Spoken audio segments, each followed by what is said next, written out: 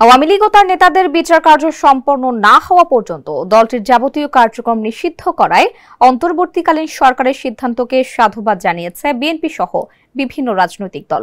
তারা বলছেন, সরকারের এই পদক্ষেপ যুক্তিযুক্ত এবং এতে নাগরিকদের প্রত্যাশার প্রতিফলন ঘটেছে। তবে কয়েকটি দলের অভিমত, সরকারের নির্বাহী আদেশে না হয়ে আদালতের মাধ্যমে এটা হলে আরো ভালো হতো। নেতারা বলছেন, ফ্যাসিবাদী আওয়ামী সরকার গত 16 বছর দেশে গুম, খুন, ভয়াবহ নির্যাতন, নিপীড়ন চালিয়েছে, এমনকি ছাত্র জনতার উপর গণহত্যাও চালায়। সুতরাং শুধু দলীয় কার্যক্রম নয়, সন্ত্রাসী সংগঠন হিসেবে আওয়ামী লীগকে নিষিদ্ধ করতে হবে, নিবন্ধনও বাতিল করতে হবে। রাজকুমার নন্দীর প্রতিবেদনে বিস্তারিত জানাচ্ছেন সানজিদা ইসলাম।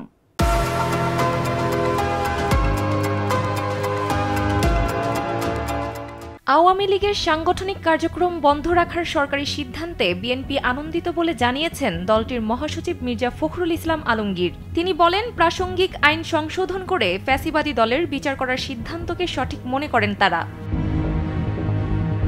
বিএনপির স্থায়ী কমিটির সদস্য সালাউদ্দিন আহমেদ বলেন, আওয়ামী লীগ একটি ফ্যাসিবাদী শক্তি, মাফিয়া শক্তিতে পরিণত হয়েছিল।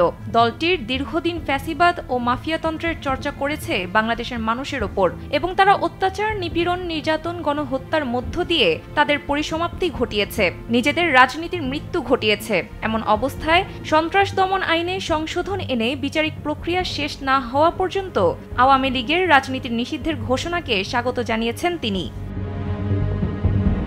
গণতন্ত্র মঞ্চের অন্যতম শীর্ষ নেতা ও বিপ্লবী ওয়ার্কার্স পার্টির সাধারণ সম্পাদক সাইফুল হক কালবেলাকে জানান, রাজনৈতিক দল হিসেবে আওয়ামী লীগের মৃত্যু ঘটেছে অনেক আগেই। এবার আরেক দফা দলটির রাজনৈতিক মৃত্যু ঘটল। এখন রাজনৈতিক দল এবং জনগণের বিভিন্ন অংশের একটা ঐক্যমত্যের ভিত্তিতে আইনগতভাবে বিচারিক কার্যক্রমের দিকে যাওয়া দরকার। শুধু একটা নির্বাহীর আদেশে এ ধরনের সিদ্ধান্ত নেওয়াটা সমীচীন নয়।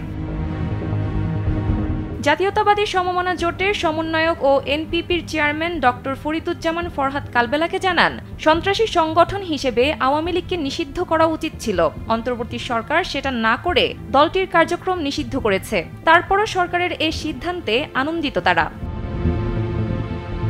ইসলামী আন্দোলন বাংলাদেশের আমির মুফতি সৈয়দ মোহাম্মদ রেজাউল করিম বলেন, মানুষের প্রত্যাশা ছিল আওয়ামী লীগকে নিষিদ্ধ করা হবে, কিন্তু উপদেষ্টা পরিষদ আওয়ামী লীগের কার্যক্রম নিষিদ্ধ করেছে। এতে জনতার প্রত্যাশার একাংশ পূরণ হয়েছে। এজন্য সরকারকে সাধুবাদ জানায় দলটি।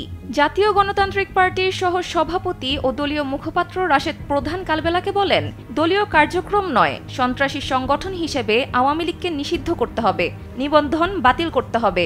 দেশের রাজনীতি এবং জাতীয় নির্বাচনে এদেশের মানুষ গণহত্যাকারী আওয়ামী লীগ এবং নৌকা প্রতীক দেখতে চায় না। সানজিদা ইসলাম, কালবেলা।